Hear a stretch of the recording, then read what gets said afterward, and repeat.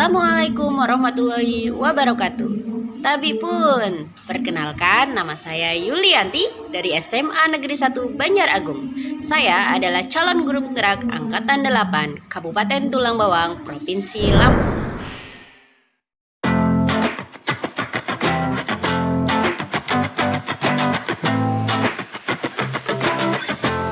Waalaikumsalam warahmatullahi wabarakatuh. Apa kabar hari ini? Alhamdulillah sehat Bu Yuli. Luar biasa ya, alhamdulillah sehat juga. Ada apa nih Bu Supri tiba-tiba ingin menemui saya? Itu apa ada yang mau dibicarakan?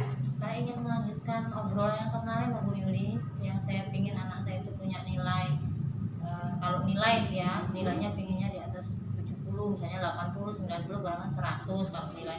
Kalau sikapnya ya saya pingin anak saya sesuai dengan yang digembur-gemburkan sekarang dalam profil Pancasila itu ada mandiri, kreatif, bernalar kritis. Itu saya ingin anak saya seperti itu. Tapi di kenyataannya anak itu kan berbeda-beda tuh. Kadang saya bingung, yang ini sukanya jalan aja, yang ini sukanya ngobrol, yang satunya sukanya nonton TV aja misalnya. Itu saya belum paham untuk mengklasifikasikan ini anak ini termasuk yang auditori atau visual atau apa gitu loh Bu Yuli. Oh gitu. Jadi ingin dilihat dari hasil asesmennya gitu ya, dilihat dari hasil pembelajarannya, ingin sesuai dengan kebutuhan murid gitu ya maksudnya. Oke. Jadi tujuan dari pembicaraan ini nanti yang akan dihasilkan apa nih? Yang dihasilkan ingin dicapai dari pembicaraan kita hari ini. Ya saya ingin Ibu Yuli itu melihat saya ketika saya mengajar. Mungkin ketika saya mengajar itu ada proses yang saya lalui itu kurang atau tidak sesuai dengan diferensiasi tadi, sehingga saya mau minta bimbingan dari Bu Yuli gimana sih caranya. Kan Bu Yuli juga kebetulan sekarang masih ikut itu tuh program calon guru penggerak tuh. Saya juga ingin tahu gitu sekarang itu seperti apa. Iya betul sekali. Jadi begitu ya Bu Supri ya. Jadi kira-kira nih, nanti kan saya akan masuk ke supervisi Ibu ya, melihat bagaimana kegiatan pembelajaran Ibu di kelas gitu. Nah, di bagian mana sih kira-kira yang ingin Bu Supri kembangkan? Yang pertama itu di kegiatan inti, kemudian yang kedua itu di evaluasi, yang ketiganya itu di refleksi. Kalau refleksi itu saya sering lupa Bu Yuli, tapi saya ingin fokusnya karena saya sebelumnya membicarakan tentang nilai ya, baik itu nilai sikap, nilai kognitif dan keterampilan. Jadi saya ingin dilihat di evaluasinya. Oke, jadi untuk mendapatkan di evaluasi itu mendapatkan anak itu mendapatkan prosesnya yang kemudian dinilai gitu ya, yang bagus sesuai di atas KKM semua gitu ya Bu Supri ya.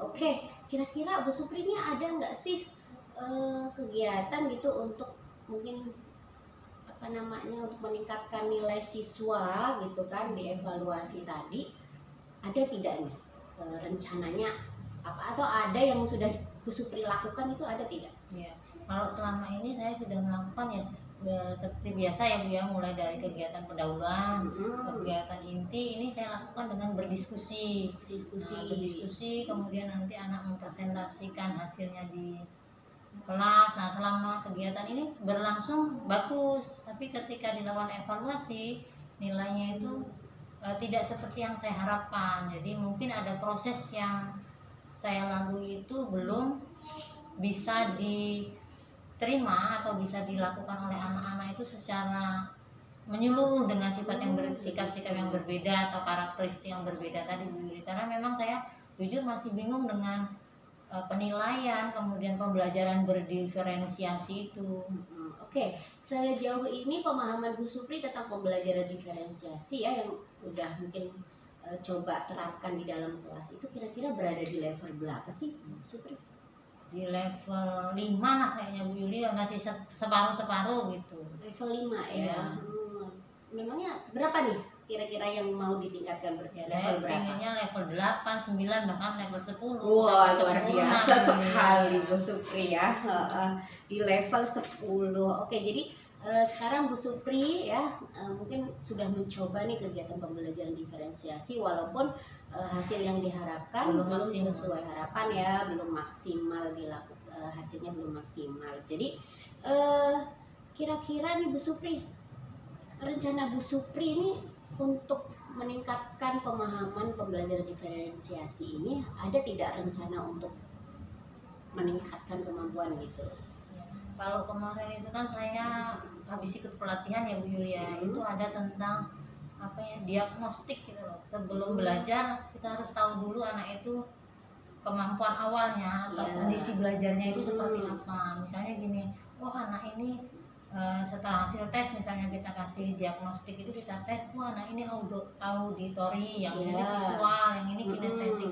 Nah saya harus bisa mengelompokkan anak itu sesuai dengan kelompoknya masing-masing. Jadi nggak bisa misalnya anak itu kinestetik dicampur sama yang visual, nanti akhirnya malah yang satu jalan aja, yang satu nonton TV aja, jadi tidak bisa berjalan dengan baik gitu. Gitu. Jadi sesuai dengan asesmen diagnostik, Bu Supri melakukan atau memetakan anak berdasarkan gaya belajarnya yang pertama, auditori, visual maupun kinestetik gitu. Nah, bagaimana nih gaya belajar Bu Supri yang mau diterapkan ini dikaitkan dengan kegiatan pembelajaran di dalamnya? Iya. Nah, nanti anak-anak yang memang punya ini kemampuan visual, dia saya taruh di depan duduknya. Untuk yang auditori dia bisa di belakang, karena tanpa melihat gambar dia bisa mendengarkan saja dia sudah paham. Untuk anak yang kinestetik ini dikasih tempat yang ruang agak, maksudnya dia tidak tercepit antara anak-anak yang auditori dan ini. Jadi kalau dia bergerak itu tidak mengganggu yang lain seperti itu. Oh begitu. Oke, untuk menguatkan nih kegiatan Bu Supri, kira-kira ada tidak Bu Supri rencana selanjutnya gitu? Ya saya mungkin minta bantuan sama guru-guru yang memang sudah lebih dulu atau lebih tahu dari saya. Ada Bu Nopi, ada Bu Indah gitu, ada Bu Mega yang bisa saya ajak sharing untuk bagaimana saya bisa menerapkan pembelajaran berdiferensiasi di kelas sehingga nanti hasilnya sesuai dengan yang saya harapkan, yang juga diharapkan oleh kurikulum seperti itu. Luar biasa ya. Jadi nanti sharing dengan rekan-rekan sejawat di sekolah ya, yang lebih tahu, lebih paham gitu ya. Luar biasa sekali. Oke, selain itu, selain sharing dengan rekan-rekan di sekolah gitu, mungkin ada lagi Bu Supri? Ya selain saya ikut kayak pelatihan mandiri di kurikulum Merdeka, saya juga tetap minta bantuan atau dukungan dari Bu Yuli untuk melakukan supervisi ketika saya mengajar. Jadi sehingga apa yang saya rencanakan itu nanti bisa sesuai. Saya tetap butuh teman sejawat tadi untuk membantu saya dalam kegiatan belajar mengajar saya setelah ini. Oh begitu Bu Supri ya, luar biasa sekali ya Bu Supri, udah punya rencana nih. Nah kira-kira kapan nih rencana ini akan dilakukan? Besok saya siap Bu, nanti malam saya berusaha untuk menyusun RPP sesuai dengan yang sudah ada, kemudian saya perbaiki dengan adanya tes diagnostik tadi. Kemudian nanti saya siap besok ada di jam ke-5 ke-6 untuk melakukan supervisi di kelas 11 IPS. Besok ya Bu ya, untuk supervisinya. Tapi sebelum supervisi mungkin sharing dulu kali ya. Iya, mungkin sebelum itu saya tampilkan di kelas secara nyata RPP saya, nanti saya tanya apa Bu kekurangannya atau ada apa yang perlu ditambahin sehingga kelas juga tidak monoton dan anak-anak tidak bosan. Iya, oke, luar biasa sekali Bu Supri. Nah, kira-kira nih untuk menjalankan rencana ini, kemudian nanti melakukan supervisi dengan saya, apa nih komitmen yang Bu Supri lakukan? Saya harus terus belajar supaya saya itu lebih baik dari hari ini dan seterusnya, sehingga tetap menjadi guru pembelajar yang terus ingin berproses untuk jadi lebih baik. Luar biasa sekali Bu Supri, saya sudah tidak sabar nih pengen melihat aksi nyatanya nih di kelas ya, nanti di supervisi kita di kelas nanti besok ya Bu Supri ya. Oke, saya tunggu ya Bu Supri ya.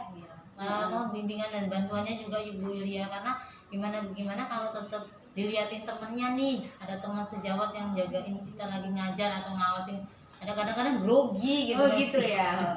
Gitu. Insya Allah nanti tidak ya, nanti kita fokus pada kompetensi yang ingin Bu Supri kembangkan gitu ya Bu Supri ya. Oke, nanti terima kita kasih ya Bu Yuli atas ininya. Saya butuh masukan dukungannya sehingga tujuan kita memang untuk ya dalam tanda kutip mencerdaskan anak bangsa, belajar menyenangkan, belajar merdeka itu bisa kita lakukan sehingga kita di sekolah ini pun belajar mengajar, mendidik itu bisa dengan rasa senang dan bahagia. Iya, luar biasa sekali Bu Supri ya, sangat menginspirasi nih. Semoga nular ya Bu Supri semangatnya untuk teman-teman di sekolah kita ini. Oke, sampai jumpa nanti di kelas ya, di kelas Bu Supri besok di kelas 11 IPS 1. Ya. Oke ya, terima kasih ya Bu Supri. Wassalamualaikum warahmatullahi wabarakatuh. Waalaikumsalam warahmatullahi wabarakatuh. Terima kasih Bu Yuli. Waalaikumsalam. Bertemu lagi kita dalam pelajaran sejarah peminatan. Sebelum dimulai, silakan pertama pimpin doa terlebih dahulu. Semua siap. Doa mulai. Doa mulai. Bagi salam.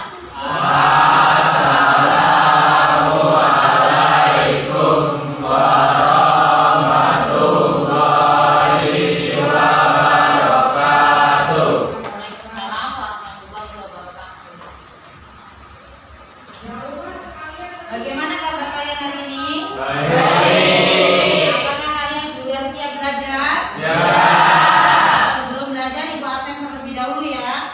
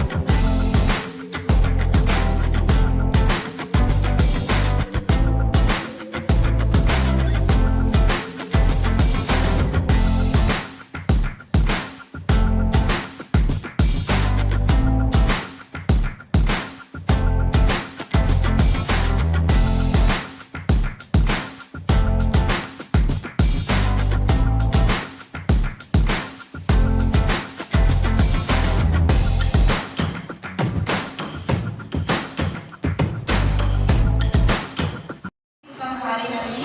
Yang kedua, dampak revolusi industri bagi dunia dan Indonesia. Yang ketiga, bagaimana jika tidak ada revolusi industri. Yang keempat, bagaimana revolusi industri itu bisa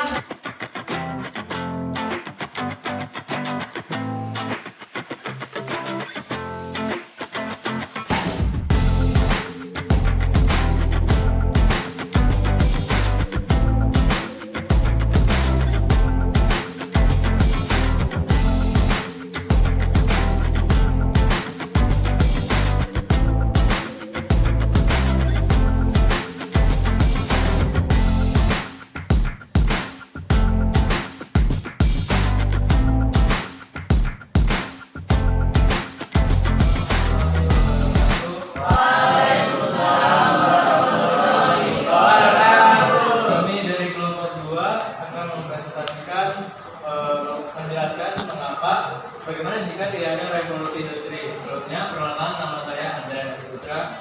Nama saya Kamil Maki. Nama saya Muhammad Yunus. Tentang dampak revolusi bagi dunia dan Indonesia. Perkenalkan, nama saya Intan Andini. Saya Desa Puja. Saya Samsul Mini. Saya Alwi Tawar. Saya Alwi Muara. Saya Sinata. Saya Lukolis. Saya Muhammad Abdul Sudah Indonesia. Dampak revolusi bagi dunia adalah mengakhiri kekuasaan absolut, monarki dan feodalisme di Prancis.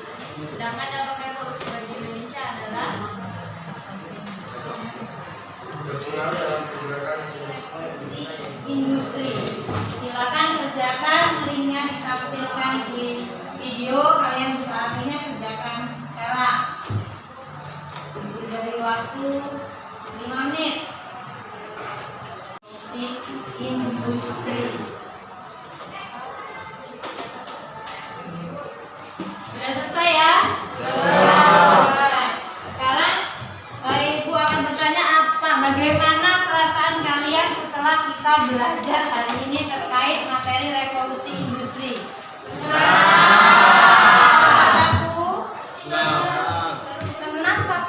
wajahnya kayak orang bingung, bahkan ada yang ngantuk.